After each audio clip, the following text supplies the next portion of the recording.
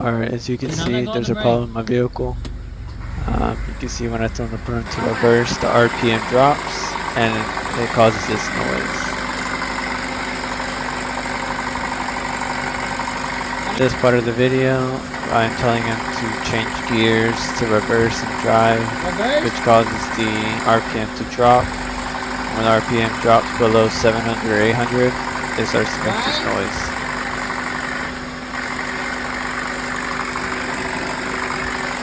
It also makes the noise when idling.